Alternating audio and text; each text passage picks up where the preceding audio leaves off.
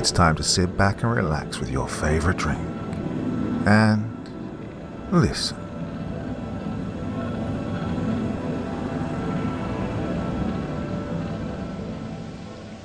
I discovered a book in my library that seems to predict the deaths of my friends and family. Every single one of the predictions is coming to pass. By Appleworm 25. It was a rainy Saturday morning and I could hear the rain tapping against my window. I looked up from my laptop and let out a soft sigh. The sound was somewhat annoying, yet also oddly soothing. I thought it might help me focus on the history essay I needed to finish for school. As I kept typing away on my laptop, I suddenly heard yelling and shouting. I paused, my fingers hovering over the keyboard, and groaned quietly to myself. Not again. I got up from my bed and walked out of my room, heading down the hall and downstairs where the yelling grew louder. As I turned the corner, I spotted my mum and older brother Mark in the living room, arguing about something. "Mom, I already told you I'm sorry. I should have called to let you know I'd be home late. I didn't realize the party would go on until 1 in the morning. Now I've already told you that I don't like you or your brother being out that late. Something terrible could have happened to you. For heaven's sake, you could have been killed or kidnapped, Marcus." Mum and Mark continued their argument, clearly oblivious to my presence. I sighed softly, contemplating whether to just turn around and let them sort it out. Even though I was 21 and he was 23, Mum still treated us like children. She insisted we stay with her until we were both 30, which infuriated us. I felt a surge of frustration rising within me, and I cleared my throat as loudly as I could, causing Mum and Mark to stop arguing. They both turned and looked at me. "Oh my goodness, Daniel, I'm so sorry. Did we interrupt your studying?" Mum asked, sounding genuinely concerned. "Well, I've been attempting to study for more than an hour, but I can't concentrate with you two bickering like children." Mark's face flushed a deep red. I could tell he was embarrassed at the situation, yet he was still angry with Mum and wouldn't cease his argument until he'd expressed everything he wanted to say. "Oh, we're sorry, sweetheart. I'm just trying to explain to your brother that staying out late isn't wise," Mum said. I've always disliked that particular trait of Mom's. She's such a worrywart, if that's the right term, because she frets over everything, even the most trivial matters. "Oh, you know what? I'll just head to the library. Maybe I can finish my essay there, and hopefully there won't be anyone trying to tear each other apart."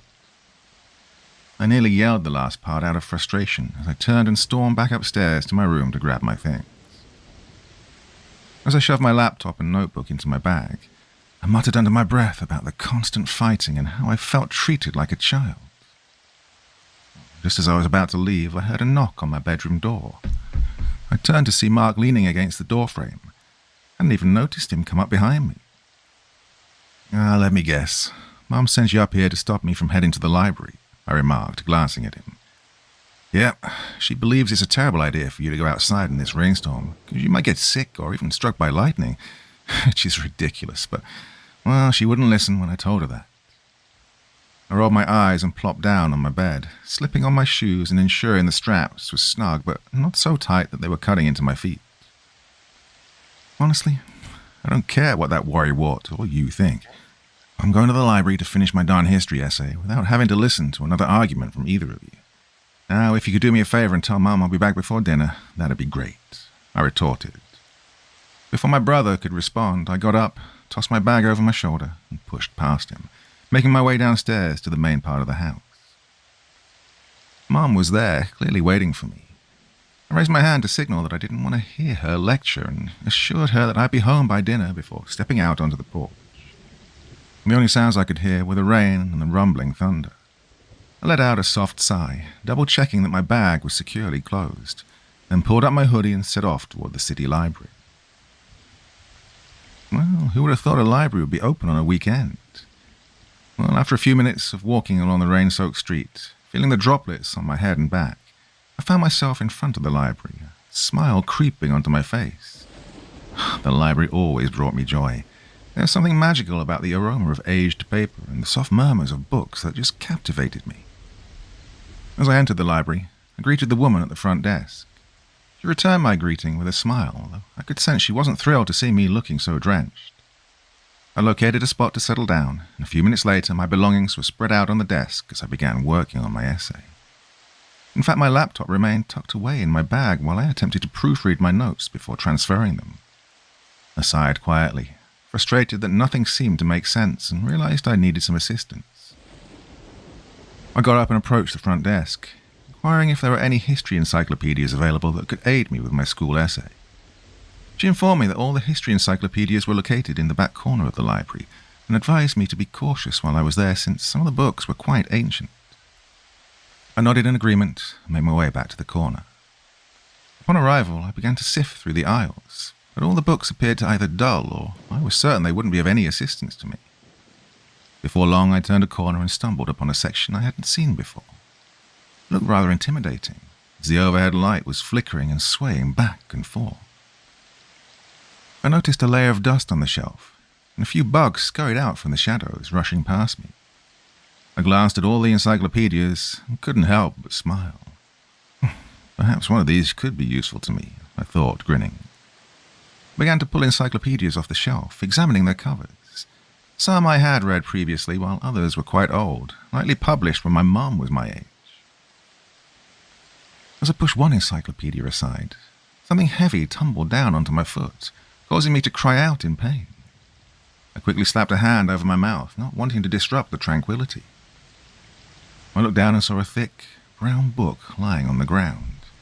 I bent down to pick it up and noticed it lacked any library codes or markings indicating ownership. However, I soon realized how worn and tattered it was. The spine was cracked. I dusted off the cover and read the title, which sent a shiver down my spine. Prophetic Pages. I opened the book and began flipping through the pages, each one yellowed with age and filled with handwritten notes and strange symbols that seemed to dance before my eyes. As I continued to flip through the pages, I discovered that each one contained a detailed entry about the life and death of an individual. It struck me that the names were eerily familiar.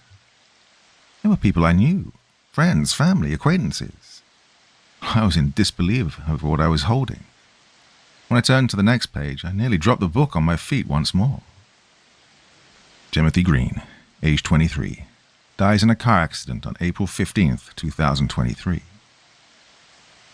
Well, this page was dedicated to my childhood best friend, Timothy, or Tim as I called him. April 15th was tomorrow, and I could feel my heart pounding like a drum in my chest. I closed the book, trying to convince myself that this was just a cruel joke. I glanced around the library, half expecting someone to jump out and shout, "Gotcha!" But the aisles were empty. The only sounds were the rain tapping against the nearby window and my heavy breathing. I came to the realization that I had to hurry home to call Tim and alert him what was going to happen. I tucked the strange book under my arm and dashed back to the desk where my belongings were. A few minutes later, I found myself sprinting down the street as fast as a guy who mainly plays video games and practices the trumpet can manage. I began to ponder a multitude of thoughts. Was any of this real? Was the book some sort of cursed object that the library had been concealing? Upon arriving home, I rushed past Mark and Mom, who were in the kitchen preparing dinner. Thankfully, I didn't hear them arguing, but didn't have the luxury of time to deal with that right now. Once I reached my room, I tossed my bag and the Prophetic Pages book onto my desk, then grabbed my phone from the nightstand. Without delay, I dialed Tim's number, my fingers trembling as the phone rang and rang. Just when I thought he wouldn't pick it up, I heard his voice on the other end. "Dude, you need to listen to me. This is really important. You planning to go out tonight?" I asked him.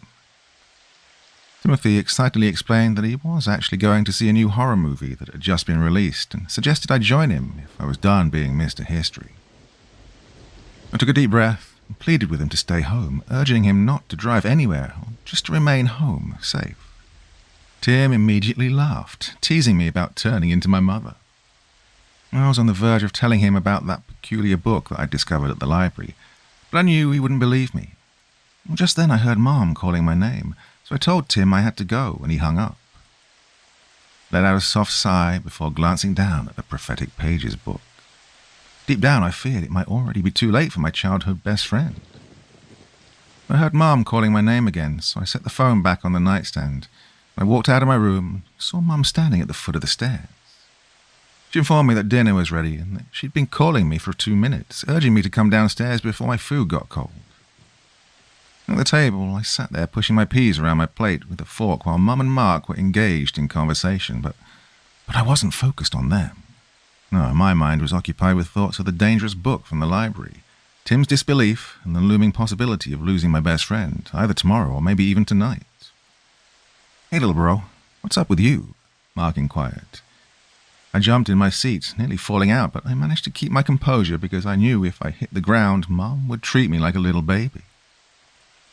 "Oh, just pondering my history essay. Found some intriguing information at the library. I think it'll help me score a good grade." Couldn't share the details about the so-called death book because neither of them would believe me, especially since Tim never believed me when I warned him about his fate. After dinner, I headed back to my room, sat on the bed, grabbed the book and flipped to the page detailing Tim's death. I kept staring at it, wondering if it was real or if I could tear the page out and somehow prevent it from happening, like some sort of paradox. But then I remembered that this book was indeed from the library and I'd borrowed it, yet it lacked any library barcodes or scanning tags, so perhaps it didn't actually belong to the library. Well, I placed the book on my nightstand, got ready for bed. Soon I was lying in the dark bedroom thinking about Tim and the terrible car accident that awaited him on April 15th. The next morning as I woke up, sunlight streamed through my window. I sat up, rubbed my eyes, and yawned. Instantly I turned around, glancing at my phone, my thoughts immediately drifting to Tim. I could hear my heartbeat pounding in my ears. I quickly grabbed my phone and texted him, checking if he was all right and if he'd enjoyed the movie. I anticipated a swift response, but there was nothing. Throughout the day, I kept waiting for Tim to either call or text me, but still no reply came. Panic began to creep in, and I muttered in frustration under my breath. I made the decision then to call Tim's home phone.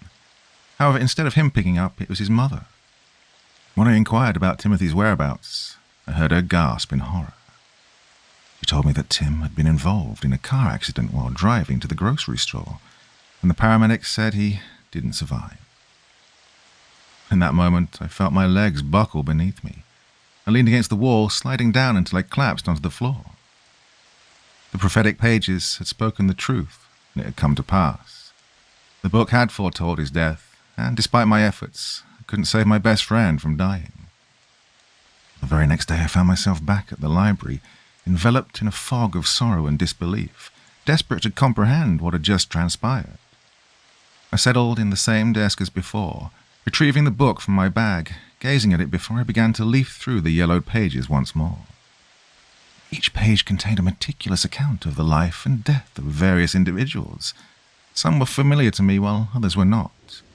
Yet each entry represented a friend or family member who would meet their end in unique circumstances, all described in vivid detail. As I continued to turn the pages, I suddenly halted on one that sent a chill through my hands, almost compelling me to hurl the book across the room. Jessica Carter, age 21, dies from an aneurysm on April 16th, 2023. In that moment, I understood that this page detailed the death of my girlfriend, Jessica. A shiver coursed through me as I recalled the last time I'd seen Jessica. We were at the coffee shop sharing laughter over something silly. Without hesitation, I jumped up, stuffed the book into my bag, and fished my phone out of my pocket to dial Jessica's number. "Hey, Daniel, what's up? I'm at work right now." A voice came through. "Listen, whatever you're doing, you need to stop or head home. You're in danger." I rushed to explain about the book I'd discovered in the library, detailing how it revealed the deaths of all my friends and family, including her. I then told her I'd found Tim's name in the book, and he'd died in a car accident yesterday, just as the book predicted for that exact date. "Whoa, Daniel, I think you've been watching too many horror movies. But when you get to the restaurant, at least bring me that so-called mystical book you have, okay?"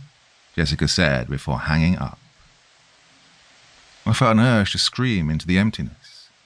I urged my feet to run, wishing I brought my car or something quicker than my clumsy feet. When I finally reached the restaurant, I doubled over, gasping for breath. As I looked up, I saw a crowd had gathered around the entrance, and confusion washed over me. Were they having a sale, or was there a fight going on? I was indifferent to the commotion. My only focus was finding Jessica to show her the book. I squeezed through the throng and entered the restaurant, where I noticed paramedics and medical personnel, along with an area cordoned off by barriers. I couldn't see what was happening due to another crowd blocking my view, so I tapped an older man on the shoulder. He turned to me, concern etched on his face. "Sir, what's going on?" "One of the workers just collapsed. The paramedics think she's dead," he replied.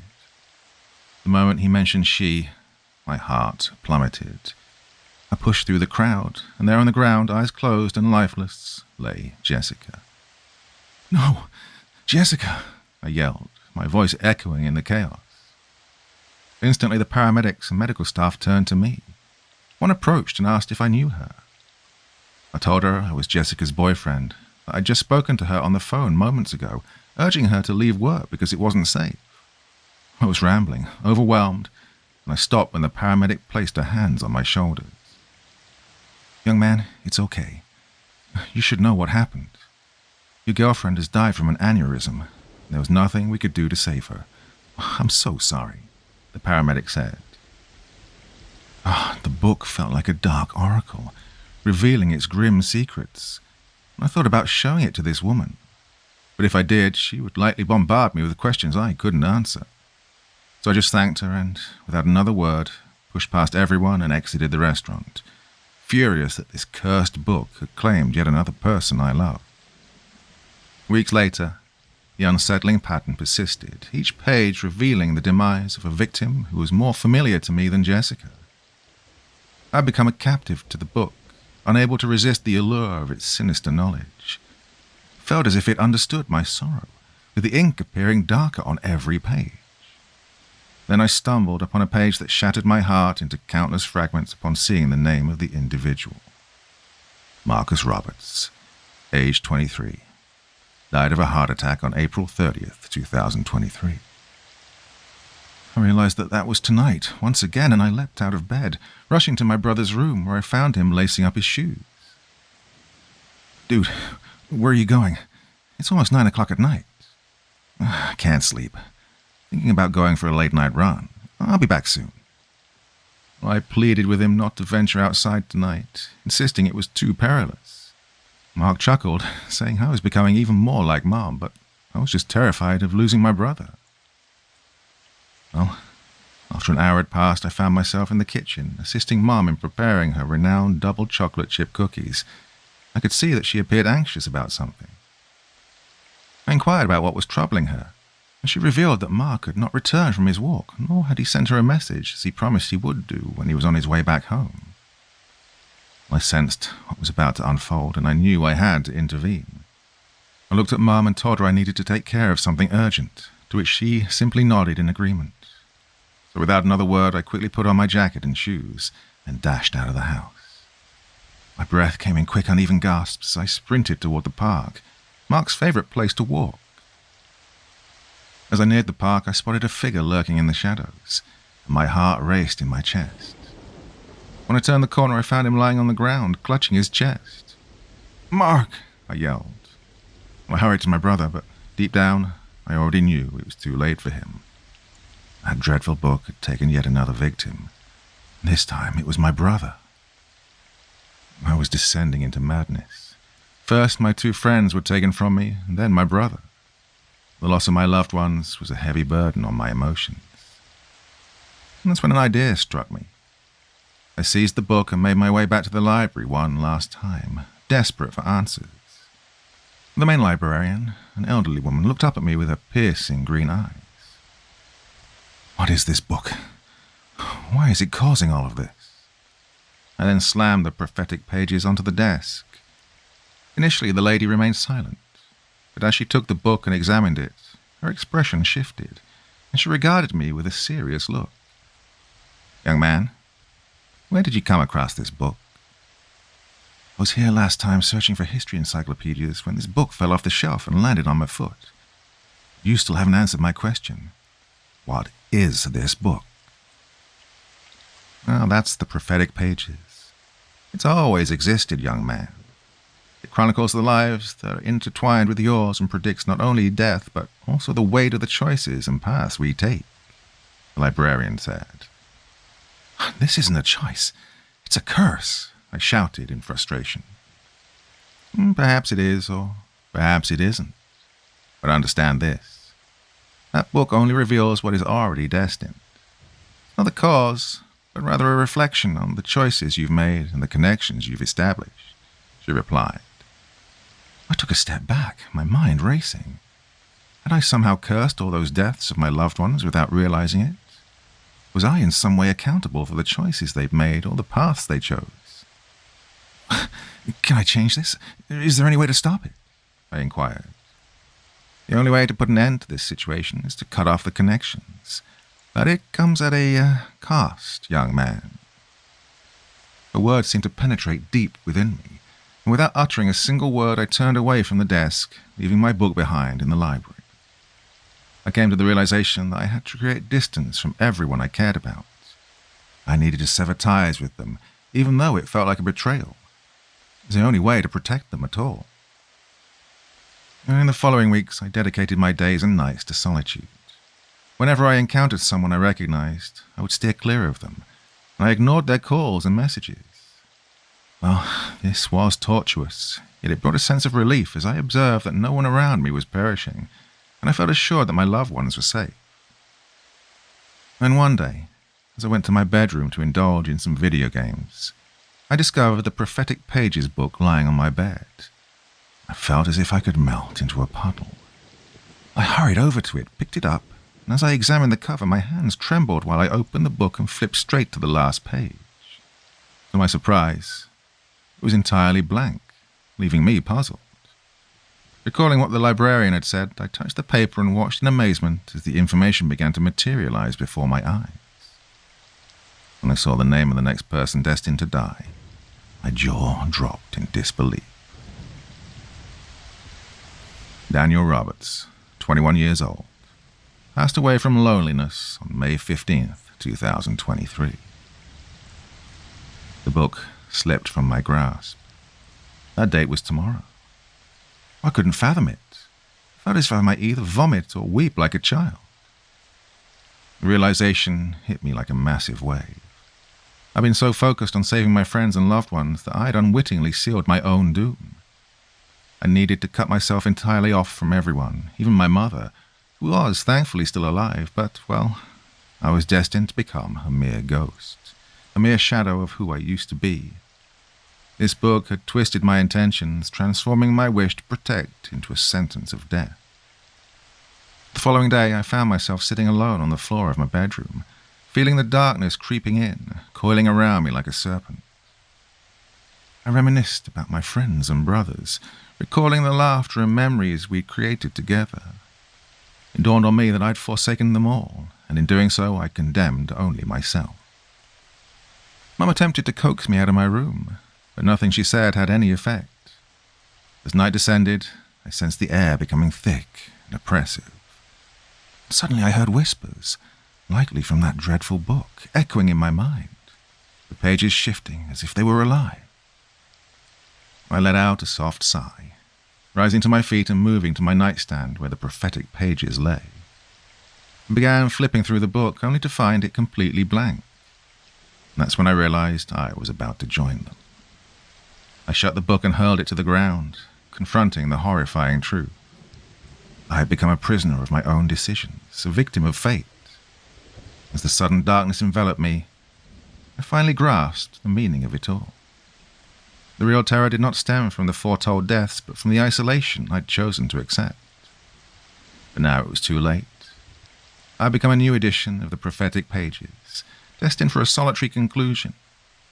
As I sank into the shadows, I finally understood how to escape the curse of the prophetic pages.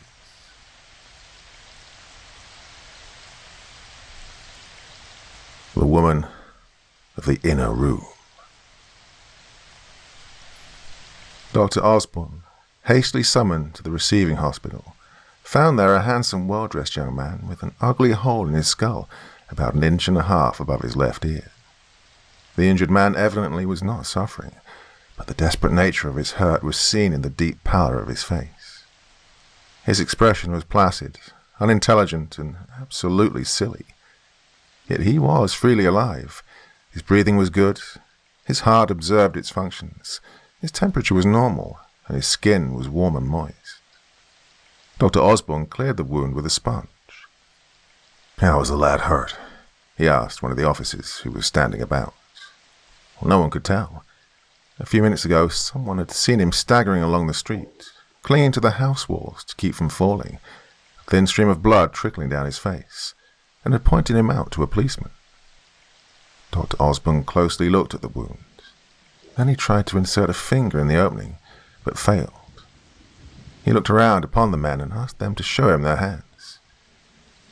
"No," he said after examining them. "Your fingers are all too blunt, Farley. Go and call my daughter. She's sitting in my buggy at the door." Before she came, Dr. Osborne asked, "Do you know who he is?" None could inform him. Not a scrap of paper by which he might be identified could be found upon him.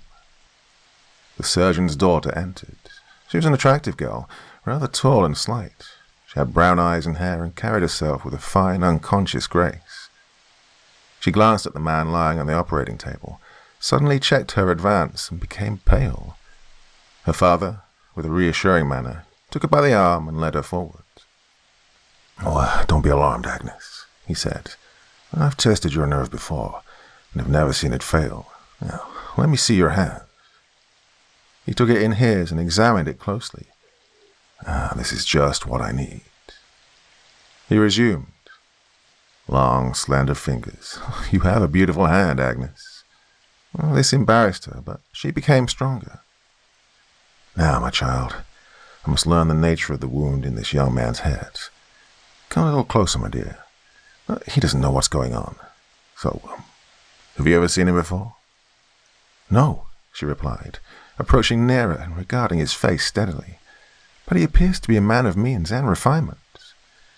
That is clear. But come closer, Agnes." "Why, you're right. Look, you see, it's a small hole, and that probably accounts for the fact that he's still alive. But it has penetrated the skull, and that makes the case a very serious one.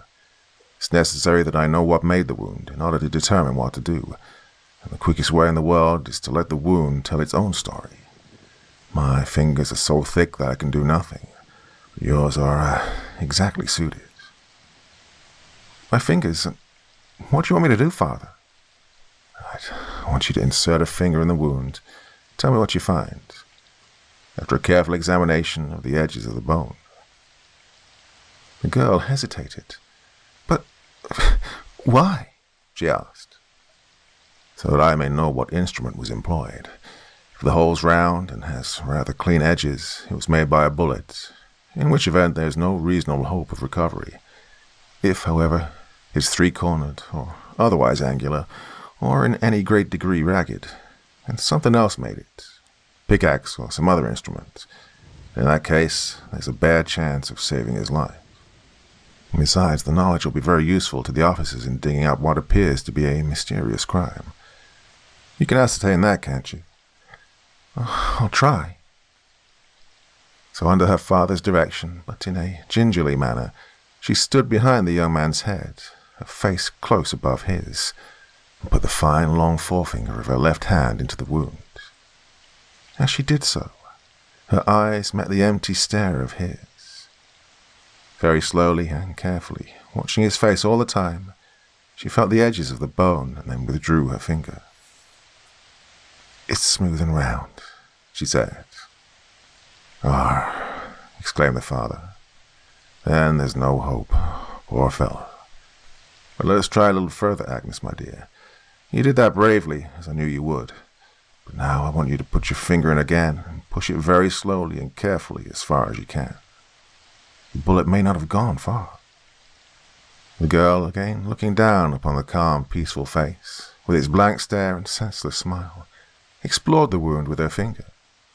Her touch was sure and gentle, but as her finger came in contact with the brain, and she felt its warmth and the regular and smooth pressure of the pulsations, her nerves went upon a strain. Still, she looked down into the young handsome face, but she was growing pale. All of a sudden, for some wholly unaccountable reason, the young man's blank expression and silly smile passed away, and a certain intelligence sat upon his face. The surgeon saw this, and it appeared to him to be a matter of uncommon importance. At the same moment, a peculiar look came into his daughter's face. She had begun to relax in the course of fainting, but instantly she swung back upon a nervous balance which was so prominent as to suggest a strong stimulation. The young man looked up into her eyes with a vague interest. She looked down into his with fear and horror. And then she suddenly withdrew her finger and stepped back beyond the range of his vision.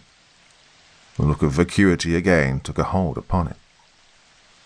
The girl, without addressing anyone particularly, said, nervously and hurriedly, "You'd better send to the bank and tell his father." "What bank?" asked her father in surprise. "The Citizens' Bank." "Who is his father?" "Mr. Blanchard, the president of the bank. This is his son, Charles." Her father regarded her with amazement, but he refrained from asking her questions. He merely remarked, "But you said just now that you did not know him." The girl looked confused and made no reply. The surgeon sent an officer to the bank. His attention then returned to the patient, and as his daughter had not made as thorough an examination as he desired, he asked her if she felt strong enough to make another attempt. She complied, but with much hesitation. Again, sickness and weakness assailed her as her finger slipped into the wound, and again the young man's face brightened. He fixed his eyes on her face, seemingly in recognition, and in a thick, stammering voice he said, "Why, Agnes, is it you? So you are the one. This is what jealousy has done. This is what I get for being his friend." "Do you blame me, Charles?" "Why should I? It's too late for that now." "Does Frank know?" "He does not, but she is madly in love with him." "And she's a stranger to you?" "Absolutely. I never saw her before. I believe he has her in hiding, and that he'll shield her." "But he's not a traitor." "Oh, she may have some unaccountable hold upon him." "He would not deceive me so." "Well, who can tell?" Well, the excitement, which had kept back the encroachment of weakness, now failed its purpose. The girl withdrew her finger, and the young man sank back into his former lethargic condition. All colour fled the girl's face. Her eyes were fixed vacantly in a stare of horror. "Agnes," said her father, approaching her hastily, "what's the matter? Are you faint?" I don't know, father." She trembled as though with apoplexy. "What is all that he's been telling you?" he asked. She was far too gone to reply, but her father mistook her weakness for hesitation. "Come into the open air, my child. This repulsive ordeal and the ravings of that delirious man have borne too heavily upon your nerves. Come, my daughter." Well, those were his words, but a great dread had arisen within him. As soon as they'd stepped out, he pressed the question upon her with a certain hardness which came from his anxiety. "What does this all mean? What do you know about the shooting?" Her voice was kept back by a gasp, and with a lurch she slipped from her father's grasp and went all disorganized down to the ground before he could save her. He picked her up, placed her in the buggy, and drove rapidly to his home. When she recovered, she found her mother in anxious watch upon her, for her father had gone to see what could be done for the wounded man. Mrs. Osborne had been informed by her husband of the singular occurrence at the receiving hospital, and the good woman was unhappy over it. But with her usual flair of tact, she asked no questions, believing that the close understanding between her and her daughter would bring forth an explanation in safe time. She was disappointed, therefore, when Agnes, upon coming into consciousness, spoke no word of the most important matter. More than that, she said she had a grievous headache and desired to be left alone, that she might sleep. Mrs. Osborne withdrew, and immediately the girl went to the task of slipping away from the house unseen. And she did this with complete success. In a few minutes, she was in the office of a young physician named Frank Armour. Well, there was nothing commonplace in this young man's appearance. He was tall, slender, and pale, and to the manifest effects of rigorous study was added evidence of some kind of trouble that was wearing him out. He occupied 2 rooms, a reception room and, behind it, a consultation room. She found him sitting in the front room. The door leading into the other was closed. His face brightened greatly when he saw her standing before him. "Agnes," he cried, "I'm very glad to see you. All loads drop from my shoulders when your sweet face appears. Well, you said the other day that you weren't coming to the office anymore, for fear that people would talk about you, as though that should make any difference, seeing that we're soon to be married." His manner was so gentle, so full of evidence of genuine affection, that her suspicions concerning him were much weakened. But she'd come to make sure of her position, and the mysteries of the wounded man's speech had to be cleared up. "Frank," she asked, "have you seen your friend Charles Blanchard today?" "No, I haven't seen him since last night. He scolded me again for not taking him around to your house and introducing him to you. Now really, Agnes, I don't think you ought to be putting me off about bringing him. Yes, he really is a very delightful man, and I'm sure you'd like him. We'll talk about that some other time, Frank. There's something else I want to ask you now. Do you really think you love me, and me alone?" "I'm certain of it, Agnes, but I don't see any reason for such a question. I know that you never go into society, and you've told me that you pay attention to no one except me." "Oh, that's the truth, Agnes. But to save my life, I don't understand you. You're pale and ill. Something's happened to give you trouble, and you've suddenly become suspicious of me." Should she tell him of the fatal wounding of his best friend?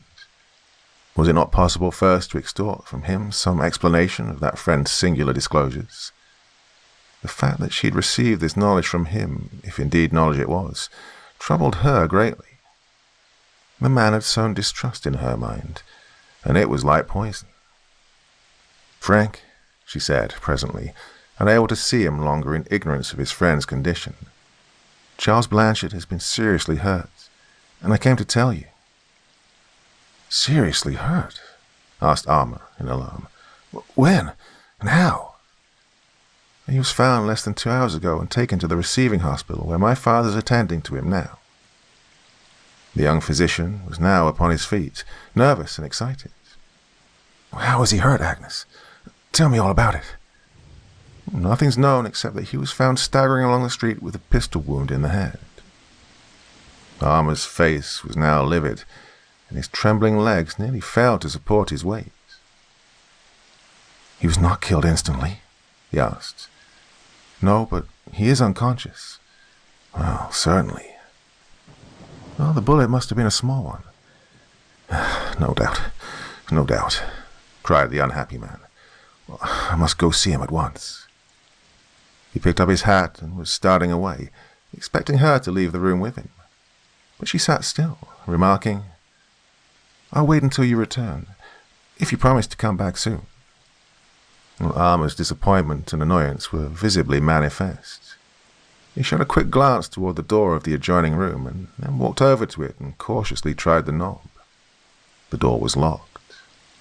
He made a show of feeling in his pocket for the key, but his whole manner was so openly embarrassed that the sharp-sighted girl noticed it. "Agnes," he said, turning upon her somewhat impatiently, "there's no doubt I should be gone a long time, and it would be unreasonable for me to ask you to wait. Nevertheless," she said, in a rather hard tone, looking him steadily in the eyes, "I will stay here and wait for you. If you stay away long, I'll turn on the spring latch and lock the door when I leave." An evident fear seized upon the young physician. He was anxious to go to his suffering friend and was unwilling to leave Agnes in his office. She saw all this very clearly. "And, by the way, Frank," she resumed, "as I'm very tired, I'll go into the back room and rest on the lounger." She started toward the door, pretending not to have noticed that it was locked, and tried to open it. "Why, it's locked!" she exclaimed. Armour's uneasiness had increased to a positive suffering. Yes," he stammered. "Is anyone in there?" "Agnes, well, you're acting in a strange and unaccountable way today." "I?" she asked in great astonishment. "I don't understand you, Frank." Then she walked straight up to him and, placing her hands on his shoulder, said, with dignity and tenderness, "I merely asked you if there was anyone in the room, and you're offended. Let's be candid with each other, Frank. What does it mean?" I may have a patient in that room and, A low moaning in a woman's voice, indistinctly heard from the inner room, interrupted him. His face turned scarlet and then pale, and all the time the steady gaze of the surgeon's daughter was upon him. She took her hands from his shoulders, looking much humiliated, and, with a painful sadness which he had never seen before in her conduct, she simply said, "I don't think it's customary for physicians to lock their patients up, but if I've been rude, I beg you to forgive me. I'll not annoy you by staying. Goodbye, Frank." She extended her hand, which he seized eagerly, but she quickly withdrew it and left the room. He followed her into the passageway. "Agnes," he said, "surely you don't suspect that—" But she was already fleeing down the stairs so rapidly that he could not finish this foolish sentence. And the girl went so quickly along the crowded street that people turned in wonder to look at her. Her eyes were filled with tears, her face was very pale, and her lips were tightly caught between her teeth. "I never would have dreamed it," she said to herself over and over. "Never, never. It will kill me, it will kill me." She re-entered her home as secretly as she left it, flung herself wearily upon her bed, and cried as though her heart were broken. The police had gone intelligently about their work upon the mystery of the shooting. Mr. Blanchard, the father of the wounded man, had arrived, overcome with grief and horror. Dr. Armour, he said, was the only intimate friend his son had. He was entirely unable to suggest any cause for the shooting, which undoubtedly had not been done with a suicidal hand. Police repeated to him all that they could remember of the disjointed and unintelligible conversation between his son and Agnes Osborne, and this account puzzled him greatly. What mysterious bind was there between his son and this young woman? Well, she denied all knowledge of him, yet she gave the information of his identity. When and how had he been her friend, not knowing her? Why had she discovered an anxiety that he should not blame her for the deed that would cost him his life? Why was she desirous of learning from him whether Frank Armour knew anything about the tragedy? And who was this who was madly in love with Armour, and what possible connection could there be between this fact and that of the shooting? Who was the woman referred to in their conversation, and why should Armour keep her in hiding? How could her jealousy of young Blanchard be the moving cause of this desperate assault?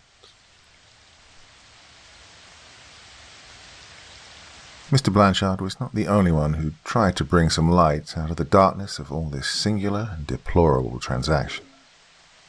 A broken-hearted girl, tossing and weeping on her bed, asked herself these questions, some of them many times, and the police were weighing them with all the care and precision of trained hunters of crime. Though with Dr. Osborne the matter was far more serious than with the police. Lacking his knowledge that the young man's temporary restoration to a state of consciousness was not explainable on any ordinary grounds, they didn't see the true value of the fact Dr. Osborne reasoned that a wound of that character must necessarily produce a disorganization of the mental functions and present a condition of unconsciousness. This had been the case until his daughter had inserted her finger into the wound, when at once the sufferer's face brightened, and a condition resembling consciousness ensued.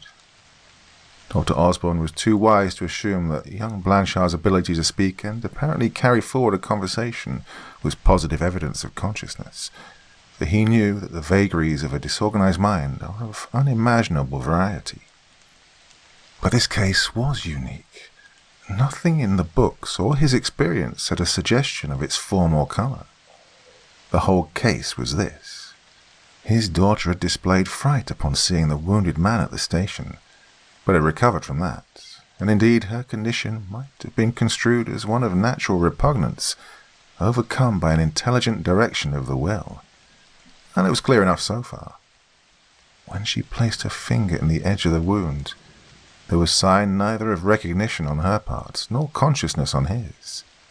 It was only when she pushed her finger into the brain that those two facts came into existence. This appeared to the surgeon to be a very strange coincidence. Not only was the young man apparently restored to consciousness, but the two, supposed to have been strangers, recognized each other and, worse than all else, betrayed a certain ill-defined common knowledge of the crime. All these things threw Dr. Osborne into the most conflicting surmises and brought him into a condition of positive unhappiness. The extraordinary scientific features of the case were overshadowed by his anxieties. His daughter had engaged herself, with his assistant, to marry Dr. Armour, and yet this young physician had been placed in a peculiar light by the words of the dying man. Prolonged thinking brought only wider distraction, and the unhappy father determined to question his daughter, depending on the close sympathy between them to bring the whole truth out of her. It was some time, however, before he could find the opportunity. Mr. Blanchard had removed his son to his home, and had retained Dr. Osborne to attend to him. When the surgeon had done all that was possible, he went to his home and sought his daughter. But she could not be found. After nearly crying her heart out upon her return from Armour's office, she got up, brought herself under control, and then realized that she had been treated shamefully by the man whom she loved above all others in the world. It was easy for her grief to become shame, and her shame to become anger. It was not possible for her yet to think seriously upon any plan that might bring suffering or ruin to her lover. But it was within her power to work serious mischief to some mysterious woman who had come between her and him, and this was a matter to be attended to. Accordingly, she cleared up her face, made herself very bright and pretty, and went at once to consult the chief of police. That functionary was vastly surprised to see her. He'd been given a full report of the scene at the receiving hospital, and when he saw the girl enter his office looking so bright, confident and handsome, and announce her name and mission, well, he was perplexed. In truth, Chief Holloway had certain ideas which would have given Miss Agnes discomfort if she'd known of their existence. "I've come to ask you, Mr. Holloway," she said, "if you've made any discoveries concerning the shooting of Mr. Blanchard." The officer, somewhat taken aback by her directness, tried, after a heavy fashion, to cover his position under some remarks in which discretion was outlined as a duty. "But this is a rather singular question from you, Miss Osborne, considering that you yourself are supposed to know all about the matter." Well, the very boldness and brutality of this assault served an excellent purpose. For the girl, not dreaming that her talk with young Blanchard had taken wings, or that anyone suspected her of the knowledge, was shocked with surprise. "Well, what makes you think that?" she quickly asked. This put him in command of the situation, for he now felt his power. "Your conversation with young Blanchard showed that both you and he knew all about it, and then, after you left him, you went to see Dr. Armour, who also appears to be pretty badly mixed up in the whole affair. And all this came like a whirlwind, and badly frightened the girl. Now," resumed Holloway, "although you have come ostensibly to make inquiries, I think your ultimate purpose was to give some very important information, and I should be pleased to hear it." Agnes caught her breath. "How can I know anything?" she asked, realizing that her time had come, but with a rush that unnerved her. Well, Mr. Blanchard spoke in a rambling way. "When he was not as evasive as you are at this moment." "Evasive? Really, sir?" "This is no time for byplay," the officer sternly interrupted. No doubt you understand that you yourself are in a very peculiar position. If what you know would endanger your own safety by you telling it, I can easily understand your feelings. Well, the sting was felt, but the girl rallied and gave this opinion. You said something just now that makes me think you suspect Dr. Armour of having a guilty knowledge of the affair. If you mean by that to charge him with the crime, well, you're entirely in error. But you are careful not to deny that he knows something of importance. Why do you not say openly that you and Armour know who fired the shots, and that you two, possibly for prudential reasons, are doing all you can to conceal your knowledge and shield the criminal? Well, the very brutality and directness of this question roused the inmost nature of the girl. With scarlet face and flashing eyes, she said, "If you'll come with me, I will show you the murderer." Well, this was a windfall that Holloway had not dared to hope for. He promptly followed Agnes. When they reached the street, she said, "It'll be necessary to see Dr. Armour first, and I think he's at Mr. Blanchard's. We'll go there first." "As you please." They found both Dr. Armour and Dr. Osborne at the young man's house. The two physicians, the father and the lover, were vastly surprised to see Agnes and the chief of police walk in together. And for her part, Agnes felt so guilty that she couldn't bear to look Armour full in the face. Well, she felt that a wild jealousy had led her to take a desperate and dangerous step, the end of which she could not foresee. But did her lover really deserve to be spared? Had he not deceived her shamefully? The young man felt that a high barrier had come between him and Agnes, and he had nothing to say to her. Holloway readily saw that a heavy constraint rested upon them both, and it appeared, in his eyes, an important affair. "Agnes," said her father, taking her by the hand and looking her anxiously in the eyes, "where have you been?" "To see Mr. Holloway, father." "For what purpose?" "To learn if he discovered anything." This was not the place for pressing the matter, and so her father asked her no more questions. There was a moment of general embarrassment among the four persons in the room. It was broken by the chief, who asked that, in the cause of justice, Miss Osborne be permitted to repeat the experiment of inserting her finger in the wound. With surprising alacrity, both the physicians objected, saying that the wound had been dressed, that the sufferer was then very low from shock, and that such an experiment would likely have a fatal issue. Holloway smiled in a peculiar manner, and, looking steadily at Armour, added, "I hardly expected that you'd consent." This thrust cut the young man to the quick, and he shot a look at Agnes that revealed his suspicion of her hand in the policy of the officer.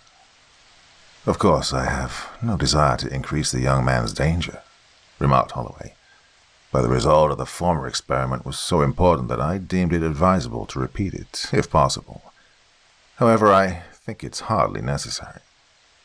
As soon as I'd learned all the particulars of that experiment, I laid them before a prominent physician of this city, and requested his written opinion concerning them. I think this is the proper time to inform you concerning it, for several reasons which will appear later." Thereupon, Holloway read an ingenious paper, only a short extract from which can be set forth here. It is as follows. "Admitting a wide latitude for deception on the part of the young woman, and the possibility of error in your accounts, the whole affair seems preposterous and not worthy of serious attention, but we shall treat it, not as a fact, but as a hypothetical case." The hypothesis was here stated in agreement with the reported facts, and this explanation followed. The bullet was small, and hence the laceration on the brain matter was not extensive, nor the primary shock very great. The unconsciousness observed apparently resulted from the severing of the nerves ramifying throughout the brain, and from the rupturing of the innumerable chains of brain cells in the path of the bullets. Now, these lacerations, by destroying the continuity of the brain texture, disorganize the mind by interrupting the coordination of its functions. Now, if some plan could be devised for bringing together the severed ends of tissue in such a manner as would permit of their resuming their normal occupation of transmitting molecular activity, there is a rare possibility that its employment would have restored consciousness.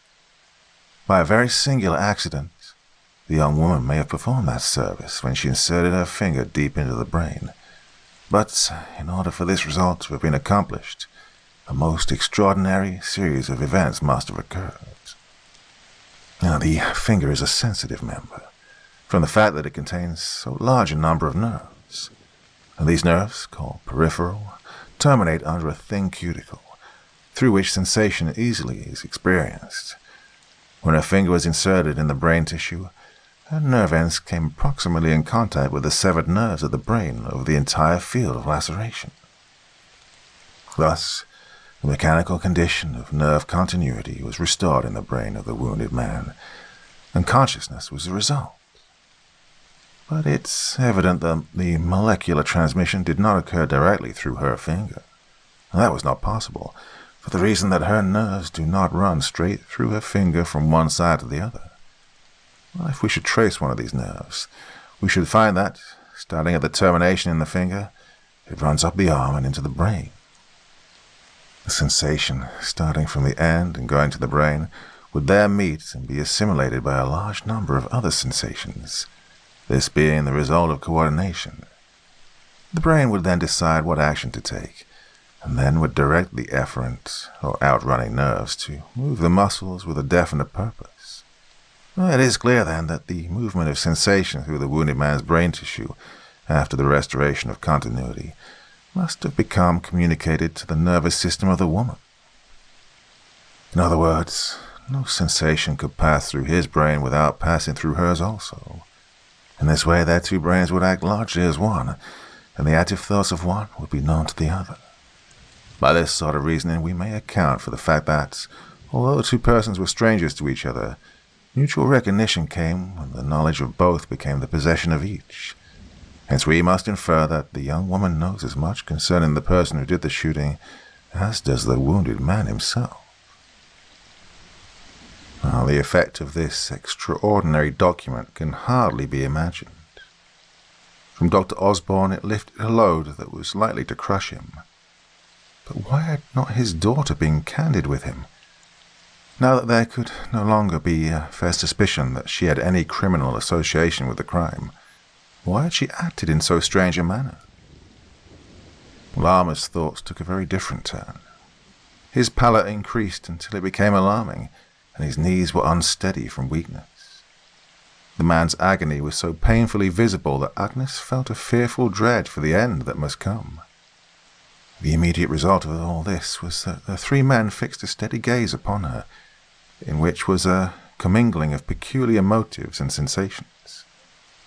"Miss Osborne," Holloway said, finally, "this scientific report leads us to believe that you are fully aware of the identity of the one who fired the shots.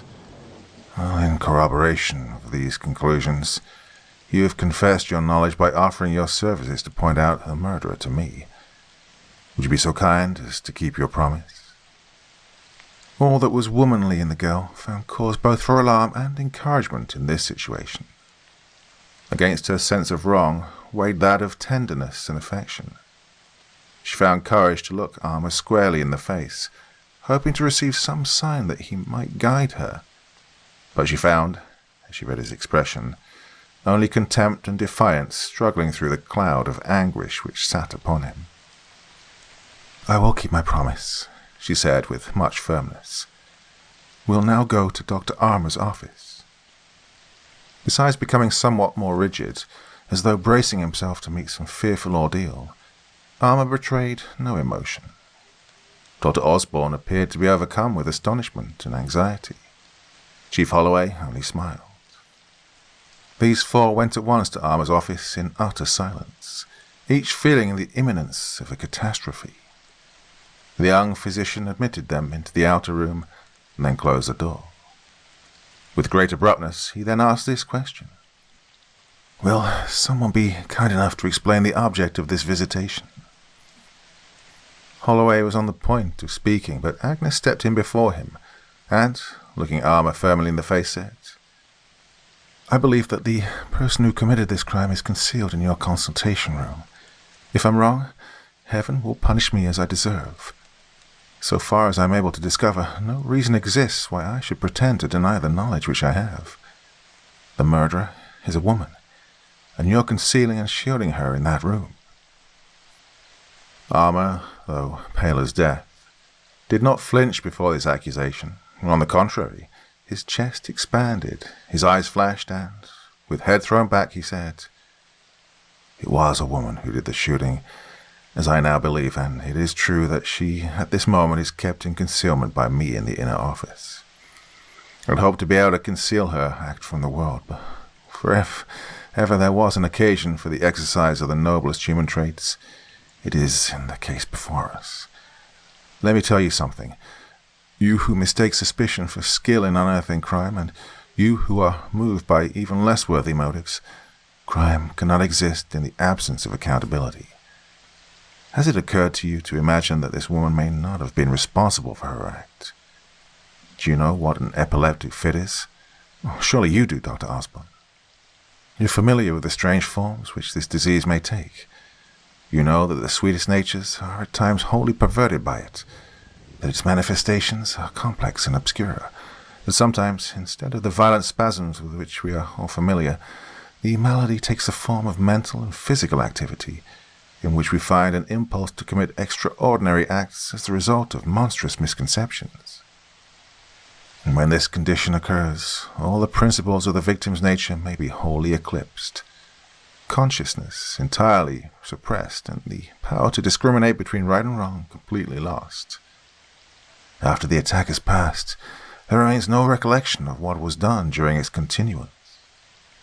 Well, I inform you, and I am able to prove my assertion, that the woman who shot my dearest friend is now in my inner office, that she came to me from a distant city only yesterday to be treated for this very malady, that very soon after her arrival I informed her, as was my duty and pleasure, that I was engaged to marry a very charming and kind-hearted young lady. Well, it is a breach of delicate confidence on my part to inform you that, in spite of a brave effort to appear glad for my good fortune, she could not conceal a certain unhappiness, which I know was perfectly natural. But it is my duty now to tell you everything. I now know that the sorrow which my news caused her brought on an attack of what is known as masked epilepsy, to which she is subject. The thing uppermost in her mind was that someone was dearer to me than she was. Although normally a woman of unexampled sweetness and goodness, she determined in her condition of temporary insanity to kill that person. I need not inform you that she must have started out with a clear purpose of killing the young lady to whom I was engaged. But she knew also that young Blanchard was my dearest friend, and, in her wild mental condition, she happened to find him fast, and she fired into his brain the bullet that was intended for another. The man paused a while, but he did not cast a glance at Agnes, who, feeling unaccountably faint at these strange revelations, had sunk helpless upon a chair. "Mr. Holloway," resumed Armour, "I ask your promise that you will not arrest this woman now, but that you take proper steps to verify my assertions. And as she's recovered from the attack and has no recollection whatsoever of the tragedy, you say nothing to her about it now, and that you never mention it to a soul if you find that what I've told you is true." "I cheerfully give those two promises," said Holloway. "Then," said Armour, "I'll present the lady to you." And with that he went to the door of the inner room, unlocked it, and stepped within. In the next moment he returned, supporting on his arm a pale, sweet-faced, beautiful woman of 50, in whose sad and gentle face was no trace of the fearful thing she'd done. Armour, with his head thrown back and glowing with all the pride of a gentleman, thus presented her. "Miss Osborne, gentlemen, I have the honor to make you acquainted with my mother."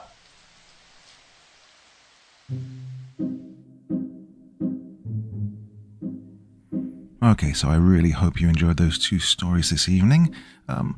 I know a lot of you don't really like it that much when I do a short story, 25, 30 minutes long. I don't really get a lot of views on it, but there's some really good stuff out there, and a lot of you share awesome stories with me at Dr. Creepin's Vault, the subreddit I set up so you could share the stories and I could read them.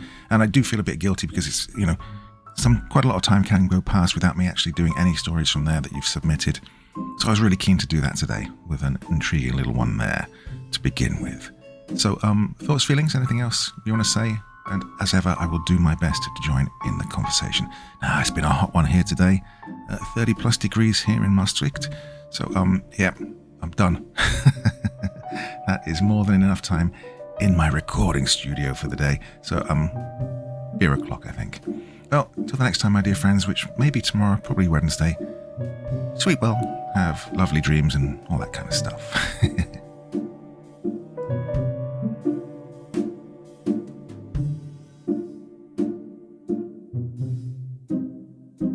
Thank you so much for taking the time to listen to this story today. Really means a lot to me and to the author of the story, of course.